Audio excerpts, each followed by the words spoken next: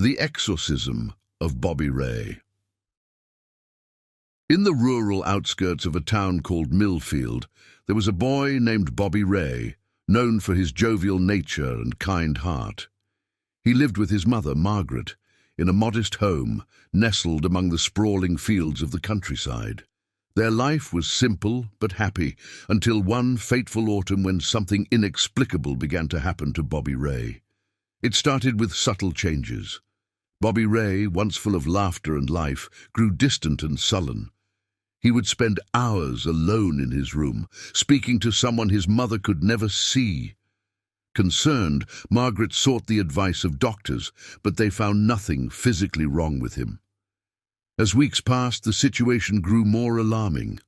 Objects in the house would move on their own. Strange noises echoed through the halls at night, and Bobby Ray began speaking in languages he had never learned. Desperate for answers, Margaret turned to the local church. Father Thomas, a seasoned priest known for his wisdom and compassion, listened intently to her story. Sensing something beyond the ordinary, he agreed to visit their home. What he witnessed there confirmed his fears. Bobby Ray was under the influence of something dark and otherworldly. The decision was made to perform an exorcism. Father Thomas, along with his assistant, Brother Michael, prepared for the ritual. They arrived at Bobby Ray's home one chilly evening, armed with holy water, crucifixes, and the unwavering belief in their faith. The house felt unnaturally cold as they entered, an oppressive atmosphere hanging in the air. Bobby Ray was in his room, his appearance markedly altered. His eyes, once bright and lively, were now dark and hollow. As Father Thomas began the rites of exorcism, the air around them seemed to thicken, charged with an unseen malevolence. Bobby Ray's body convulsed, and his voice transformed into a guttural growl, hurling insults and threats in a demonic tone. The battle between the holy men and the possessing entity was intense. The room shook, objects levitated, and shadows danced along the walls in impossible shapes. Father Thomas recited prayers with unwavering conviction, his voice rising above the cacophony of the supernatural struggle.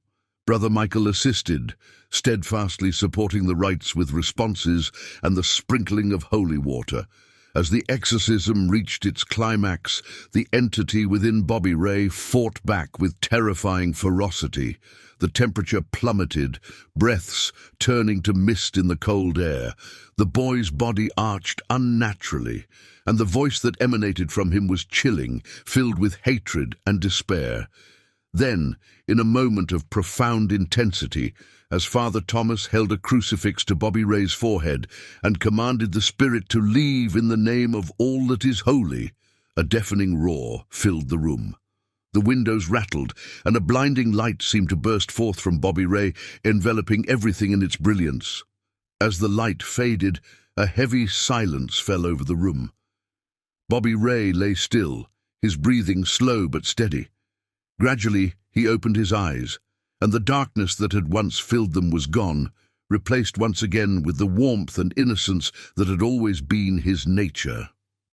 In the aftermath, Father Thomas and Brother Michael prayed over Bobby Ray, ensuring that the entity had indeed been banished. Margaret, who had waited anxiously outside the room, embraced her son, tears of relief streaming down her face. The exorcism of Bobby Ray became a quietly whispered legend in Millfield. It was a story that blurred the lines between faith and the supernatural, a testament to the enduring struggle between light and darkness. For those involved, it was an encounter that would forever shape their understanding of the world, a reminder of the unseen forces that can, on occasion, break through into our reality. Bobby Ray recovered fully, his life returning to normal, but the memory of what had transpired in that small room in a house in the countryside lingered. It was a story passed down in hushed tones, a chilling reminder of the mysteries that lie just beyond the veil of the known, waiting in the shadows. The noise under the stairs. In the heart of the historic town of Willowdale, there stood an old Victorian house, known to the locals as the Whittaker Mansion. It was a grand structure, with spires touching the sky and windows that reflected the world in hues of antique glass. However, its beauty was overshadowed by the strange occurrences that had been reported by its residents over the years. The most persistent of these tales was that of the noise under the stairs. The legend began with the Whittaker family, the original occupants of the mansion. The patriarch, Edward Whittaker, was an inventor of some renown, and it was whispered that his greatest creation was hidden somewhere within the house's walls. After the tragic and sudden deaths of the entire Whittaker family in a fire, the mansion changed hands many times, but none of its subsequent residents could endure the place for long.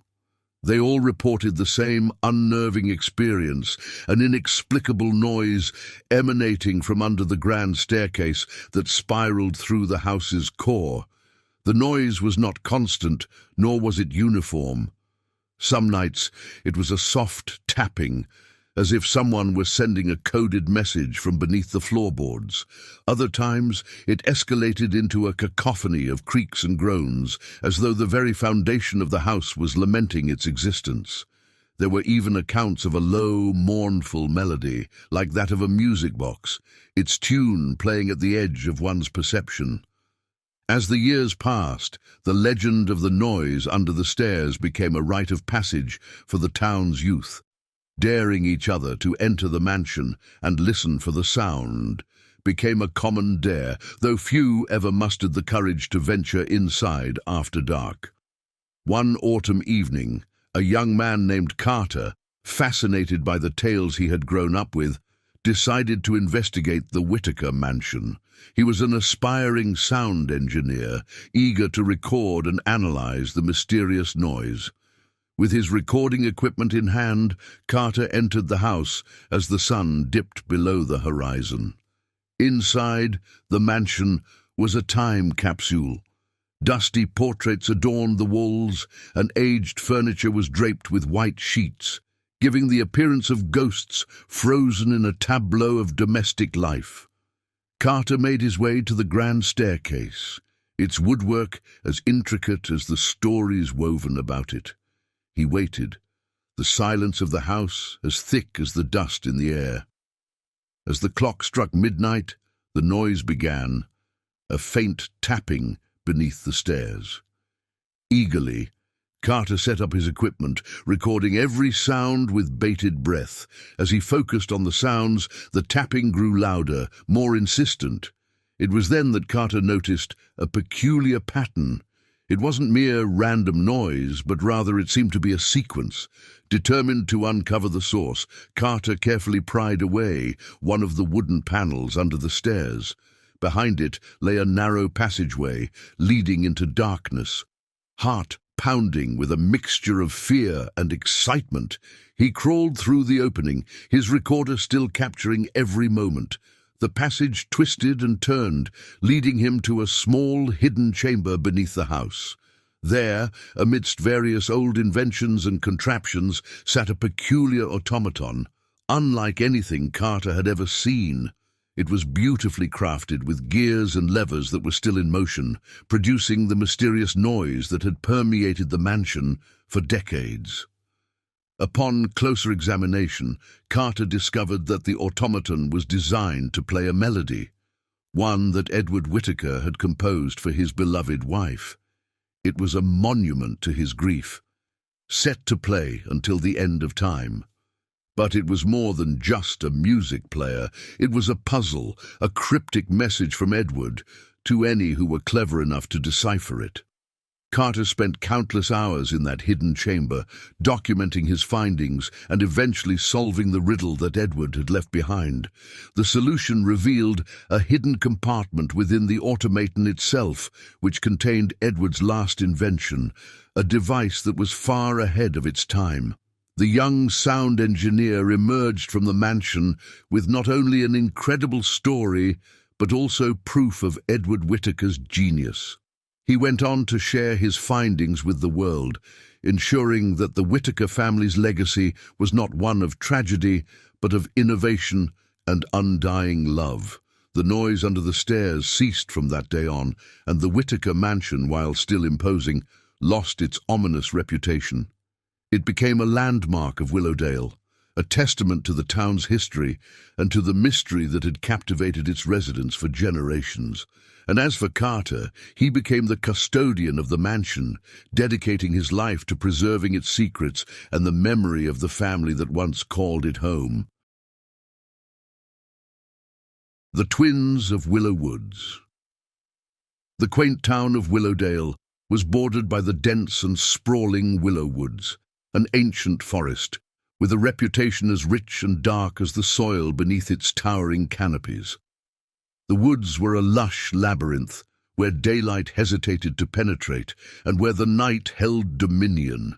It was a place where the townsfolk rarely ventured, and when they did, it was never alone. The reason for this was a chilling legend that had been whispered through the generations, the tale of the twins of Willow Woods. The legend spoke of two children, identical in every way, with hair as pale as moonlight and eyes like the twilight sky. Their names had been lost to time, but their story endured. It was said that they were the offspring of a woodcutter and his wife, who lived on the outskirts of the woods in a modest cabin. The twins were inseparable, their bond unbreakable, and their presence in the woods was as natural as the brook that babbled through it. One tragic evening, a fierce storm swept through the town, the kind that could wrench trees from the ground and send them crashing down. The woodcutter's family was never seen again. In the aftermath of the storm, a search party scoured the woods, finding only the remains of the cabin beneath a fallen oak. Of the twins there was no trace, and they were presumed claimed by the tempest.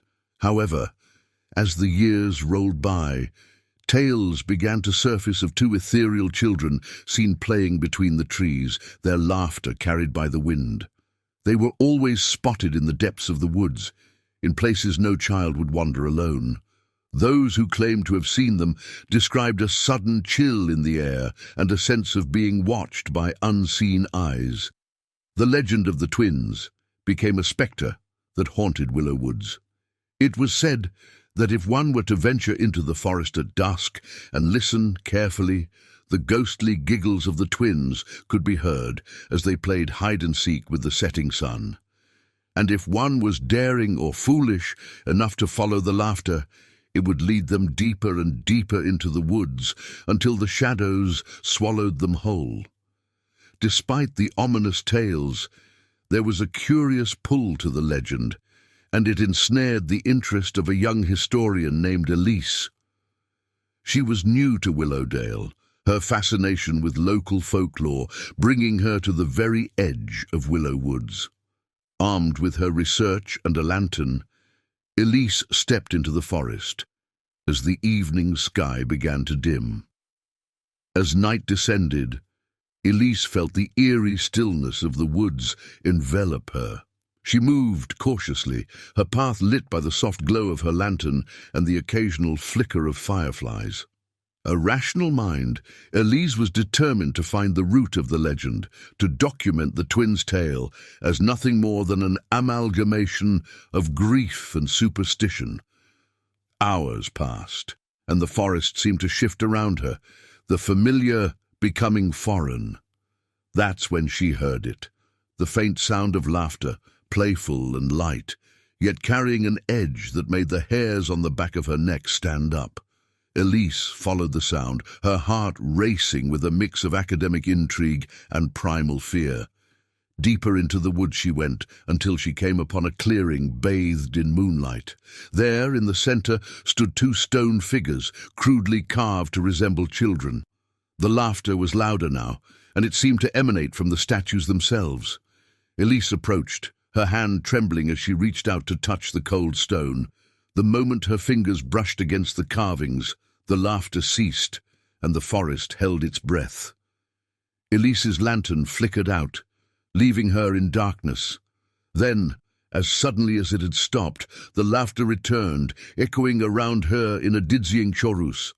When she spun around, the clearing was empty, no statues, no source of the laughter, just the oppressive silence of Willow woods. Ellison never spoke of what happened next, but she emerged from the woods with a new respect for the legends she once sought to debunk. She left Willowdale shortly thereafter, her research incomplete, her questions unanswered. The legend of the twins of Willow Woods continues to thrive, a tale to caution those who are tempted by the mysteries of the forest. The locals say that the twins are still there, guardians of the woods, or perhaps prisoners of its enchantment. And sometimes, on nights when the moon is full and the air is clear, the laughter of children can be heard, dancing on the breeze that stirs the leaves of the ancient trees. The spirit of WAYWOOD House. In the small, isolated town of Greyhaven, there stood an old, imposing structure known as WAYWOOD House. It was a mansion that had been abandoned for decades, its once grand facade now succumbing to the relentless embrace of ivy and time. The house was the centerpiece of local folklore, with stories of spectral sightings and unexplained phenomena that drew the attention of paranormal enthusiasts from far and wide. Among them was a team known as the Ghost Seekers, a group of seasoned investigators dedicated to uncovering the truth behind supernatural occurrences. The Ghost Seekers were led by the charismatic and skeptical James, along with his team members. Mia, a tech-savvy equipment handler, Eric, a historian and researcher, and Sarah, a medium known for her sensitivity to the spiritual realm.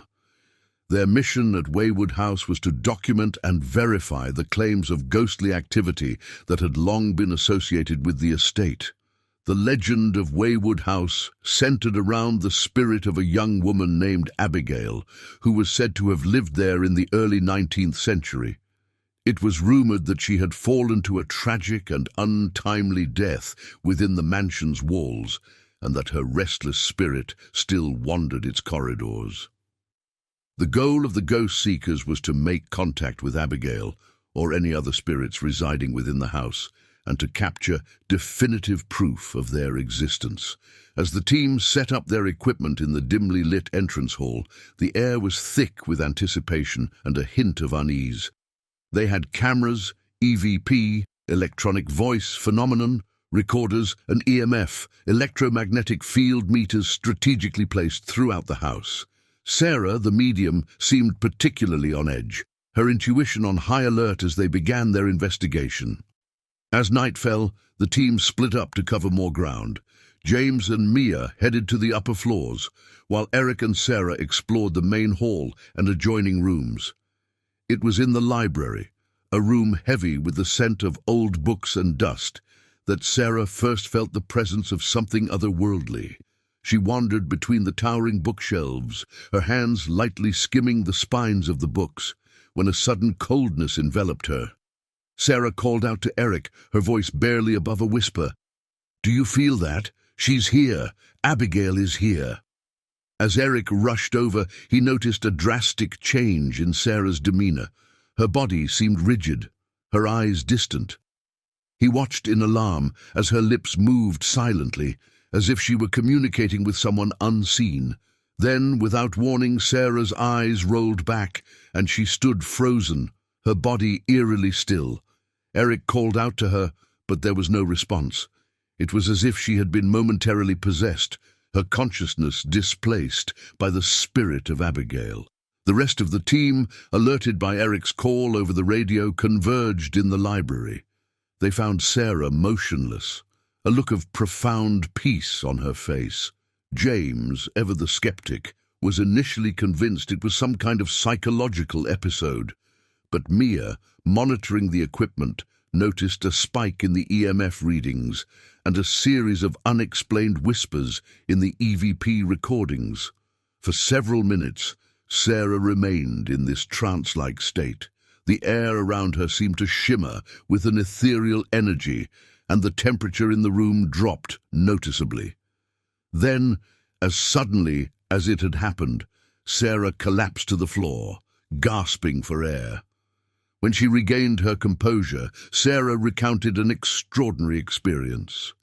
She spoke of feeling an overwhelming sense of sadness and longing, as if she had tapped into the very essence of Abigail's spirit. She described vivid images of Abigail's life at WAYWOOD House, her untimely death, and her subsequent entrapment within the mansion's walls. The ghost seekers spent the rest of the night analyzing the data they had collected. The EVP recordings revealed faint, indistinct voices, and the EMF readings were inexplicably erratic.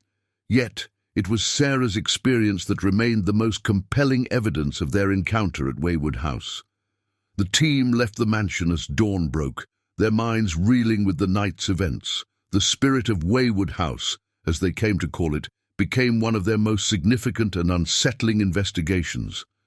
They had gone in as hunters of the unknown and had emerged as witnesses to the profound and mysterious forces that lay beyond the veil of the visible world. WAYWOOD House continued to stand, its secrets locked within its decaying walls.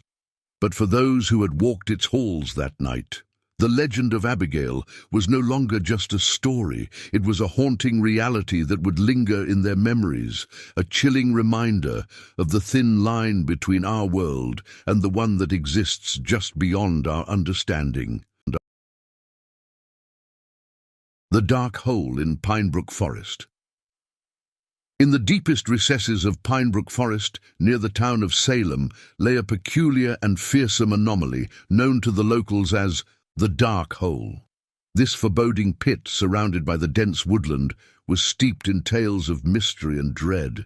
The legend suggested that the hole was more than a mere geological feature. Whispered tales spoke of a consuming darkness, a void that lured the unwary into its depths, never to return. Many believed it to be a portal to a sinister, shadow-filled world, a realm where lost souls wandered. Our story unfolds in the autumn of 2002. A group of intrepid teenagers from Salem, fueled by a mix of curiosity and bravado, and drawn by the legends they had grown up hearing, set out to explore the Dark Hole. Tyler, Mia, Lucas, and Sarah, armed with flashlights, ropes, and a camera, ventured into Pinebrook Forest as twilight approached. The forest grew thicker and darker with their every step, shrouding them in a silence punctuated only by the crunch of leaves underfoot. After an hour's trek, they reached their destination, the infamous Dark Hole. The hole itself was more menacing than they had imagined, a gaping void in the earth with jagged, uneven edges. An inky blackness lurked within, swallowing the beams of their flashlights whole. With a mix of trepidation and excitement, they anchored a rope to a sturdy tree and began their descent into the unknown. The hole's walls were damp and cold, and the deeper they went, the colder the air became. At the bottom, they found themselves in a vast, eerie cavern. The air was stale and heavy, the darkness almost tangible. Their flashlights revealed ancient symbols carved into the cavern walls. In the center lay a dark, still pool of water, reflecting no light.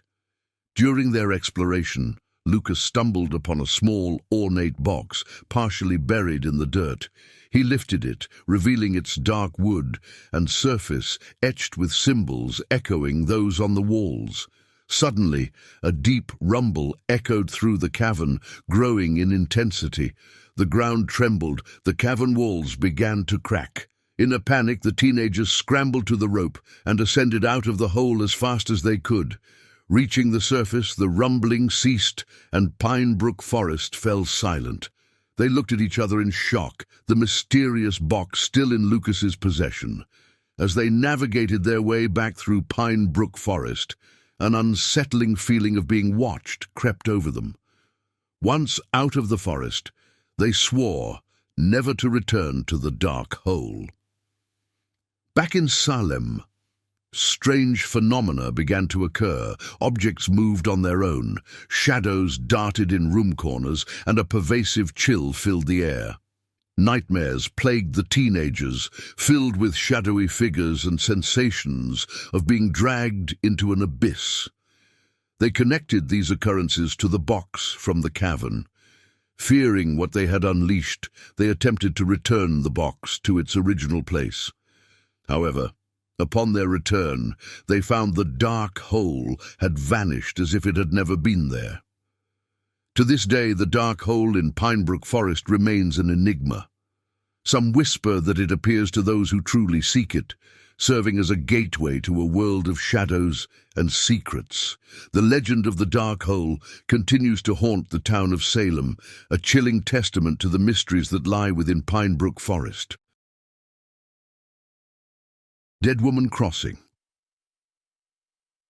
In the small, seemingly unremarkable town of Elderview, there lay an infamous and eerie stretch of road known to locals as Dead Woman Crossing. This desolate road, surrounded by dense woods and overgrown fields, had been the subject of whispered tales and chilling legends for generations. According to local folklore, Dead Woman Crossing was haunted by the ghost of a young woman named Caroline Moore, who had mysteriously vanished in the late 1800s. Stories told of her spectral figure seen wandering the road at twilight, her ghostly visage forever etched with sorrow. Our tale begins on a foggy autumn evening in 2003. A group of friends, Alex, Jenna, Marco and Ellie, decided to explore the legend of Dead Woman Crossing. Armed with cameras, flashlights and a healthy dose of skepticism, they set out in Alex's old pickup truck, driving along the winding, misty road. As they approached the infamous crossing, a sense of unease settled over them. The road was shrouded in a dense fog, and the surrounding woods seemed to absorb every sound, creating an eerie silence. The air was thick with a palpable sense of dread. They parked near the old, rusted sign that marked the crossing and ventured out. The fog was so dense that their flashlights seemed to struggle against it, casting weak beams that barely pierced the gloom. Jenna, a keen photographer, began taking pictures, hoping to capture something unexplainable. The others explored the area, calling out to the spirit of Caroline Moore, half in jest, half in hope of a response. As midnight approached, a sudden chill swept through the air. The fog thickened, and a faint silhouette emerged in the distance. A woman, clad in a tattered dress from a bygone era, stood motionless in the middle of the road. Her face was hidden by a veil of mist, but her presence was undeniably eerie. The group froze, staring at the figure. Was this the ghost of Caroline Moore? As they watched, the figure began to move toward them, slowly, almost hesitantly. Terrified yet transfixed, they stood their ground. The figure stopped a few feet away, and the fog briefly cleared, revealing the sorrowful face of a young woman. Her eyes, filled with an eternal sadness, seemed to look right through them. Then, as suddenly as she had appeared, the figure vanished into the fog. The group was left in stunned silence, the temperature returning to normal and the oppressive feeling lifting. Rushing back to the truck, they quickly left Dead Woman Crossing. Back in Elderview, they reviewed Jenna's photographs. Among them was a clear image of the ghostly figure, confirming what they had seen was real. The encounter at Dead Woman Crossing became a defining moment for the group. They shared their story with the town, reigniting interest in the legend of Caroline Moore. Some locals whispered that Caroline's ghost was searching for justice, her spirit unable to rest until the truth of her disappearance was uncovered. Dead Woman Crossing remains a haunting landmark in Elderview, a chilling reminder of the town's dark history. To this day, travelers report sightings of the ghostly woman, her spectral presence forever wandering the road, trapped in a limbo between this world and the next. The town with no echo. Nestled in a remote valley surrounded by towering mountains, lay the small, secluded town of Silencio. Known for its quaint charm and picturesque scenery, Silencio harbored an unusual secret. It was a town with no echo. No matter how loud one shouted, the sound would be absorbed, leaving only a suffocating silence. Our story unfolds with the arrival of a curious journalist, Rachel Morris, who had heard of Silencio's peculiar phenomenon and was determined to uncover its mystery. She arrived on a crisp autumn morning, the town shrouded in a dense fog that seemed to swallow sound. Rachel's first stop was the local diner, where she hoped to gather information from the townsfolk. The diner, a cozy establishment with a warm, inviting atmosphere, was filled with locals who eyed her with a mix of curiosity and wariness. She struck up a conversation with the diner's owner, an elderly woman named Mrs. Harper, who had lived in Silencio all her life. Mrs. Harper spoke of the town's history, how it had always been a place of silence, a sanctuary for those seeking refuge from the clamor of the outside world. Intrigued, Rachel asked about the origin of the town's lack of echo. Mrs. Harper's expression turned somber as she shared a legend passed down through generations. It was said that many years ago, a great tragedy befell the town, a catastrophe so devastating that it robbed Silencio of its echoes, as if the very mountains themselves mourned and absorbed all sound in sympathy. Determined to delve deeper, Rachel explored the town, visiting its library, church, and even the old, abandoned factory at the edge of town. Everywhere she went, the silence followed, an oppressive, unyielding force that seemed to press in on her. As night fell, she found herself drawn to the outskirts of Silencio, where the mountains loomed large. There, she discovered an old, overgrown path leading up into the hills. Driven by an inexplicable urge, she followed it. The path wound through dense woods, the trees seeming to absorb any noise she made. After what felt like hours, she emerged into a clearing, at the center of which lay an ancient, crumbling mausoleum. Rachel cautiously approached, feeling an overwhelming sense of sadness permeating the air. Inside the mausoleum, she found inscriptions on the walls, detailing the names of those who had perished in the tragedy that had befallen Silencio. It spoke of a massive landslide that had buried part of the town, taking many lives. As she read the inscriptions by the light of her flashlight, a faint whisper seemed to fill the air, a chorus of voices too soft to make out. The sound was both melancholy and comforting, as if the souls of the departed were reaching out. Suddenly the ground shook, a low rumble that grew louder, echoing through the mausoleum. Rachel stumbled outside just as a deafening roar filled the air. She looked up in horror as part of the mountain crumbled, a new landslide thundering down towards the town. Racing back to Silencio, Rachel sounded the alarm. The townsfolk, heeding her warning, evacuated just in time to escape the landslide's path. In the aftermath, as they surveyed the damage, a miraculous discovery was made. The new landslide had somehow reversed the silence. For the first time in memory, echoes returned to Silencio. Voices carried, laughter rang out, and the town was filled with life and sound. The town of Silencio, now a place of echoes, became a symbol of resilience. Rachel's story of the town with no echo spread far and wide, drawing visitors from all corners. But to those who knew its history, Silencio would always be a reminder of the voices lost and the mysterious ways in which the world works to heal its wounds. Devil's Mountain. In the heart of the Appalachian wilderness, shrouded in mist and lore, stood Devil's Mountain. An imposing peak, it was feared and respected by the locals of the nearby town, Shadow Creek. Rumors of strange occurrences and eerie sightings had long been woven into the fabric of the town's history, making Devil's Mountain a place of both fascination and dread. The legend of Devil's Mountain gained new life with the arrival of a young, ambitious climber named Ethan Carter. Ethan, a man driven by his passion for conquering uncharted territories, was determined to scale Devil's Mountain, a feat no one in Shadow Creek had ever attempted, let alone achieved. As Ethan prepared for his journey, he was approached by an elderly local named Mr. Jenkins, who claimed to have knowledge of the mountain's secrets.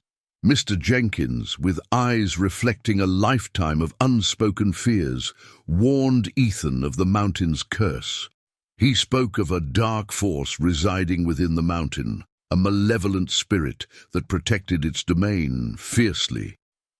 Unfazed and considering these tales mere superstitions, Ethan began his ascent. The climb was treacherous, the mountain seemingly alive, with howling winds and shifting paths that disoriented him. As night fell, Ethan found shelter in a cave, where he encountered the first of many inexplicable phenomena. Throughout the night, Ethan heard whispers echoing in the cavernous depths, whispers that seemed to form his name. Dismissing it as the wind, he continued his climb at dawn. But as he ascended, the occurrences grew more bizarre.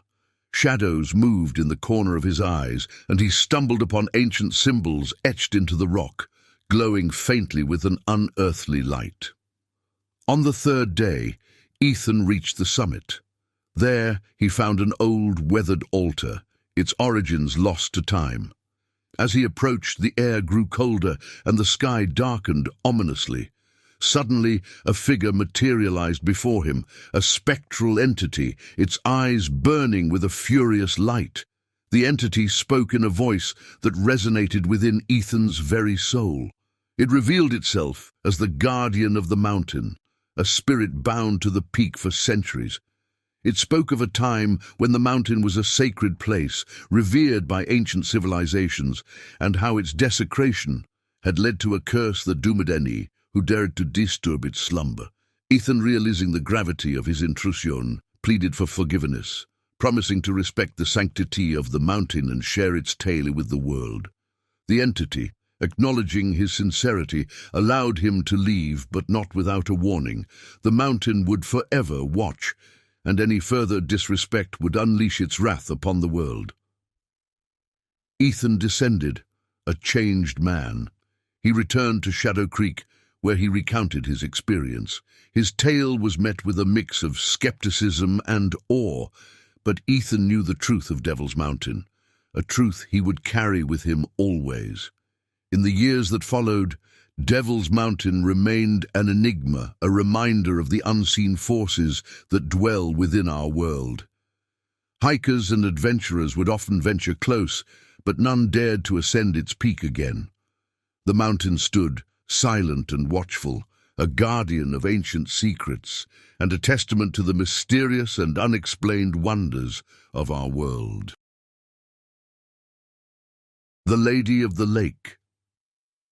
In the quaint, picturesque town of Willowmere, nestled beside the serene Willowmere Lake, an age-old legend persisted, whispered through generations. The legend spoke of the Lady of the Lake, a spectral figure said to haunt the lake's placid waters. The story began over a century ago with a young woman named Eliza Montgomery. Eliza, known for her stunning beauty and kind heart, was the beloved daughter of a wealthy merchant in Willowmere. Her life was a tapestry of privilege and joy until she met Jonathan, a humble fisherman. Despite their differing statuses, they fell deeply in love, dreaming of a future together. However, their love was not to be. Eliza's father, upon learning of their affair, forbade her from seeing Jonathan, insisting she marry a wealthy suitor he had chosen. Heartbroken but defiant, Eliza planned to elope with Jonathan. They agreed to meet by the lake on a moonlit night. That night, as Eliza waited by the water's edge, a sudden storm erupted, its ferocity unmatched. The lake transformed into a churning abyss, and amidst the chaos, a tragedy unfolded. Jonathan's boat capsized, and he drowned before Eliza's eyes. Devastated, Eliza threw herself into the lake, her heart unable to bear the weight of her loss. Her body was never found, and it was said that her spirit remained, forever wandering the lake, searching for her lost love. Centuries passed, and the legend of the Lady of the Lake became a defining tale of Willowmere. Sightings of a ghostly figure by the lake were reported, always on stormy nights, her mournful wails echoing across the water. In the present day, a young couple, Emily and Alex, fascinated by the legend, decided to investigate.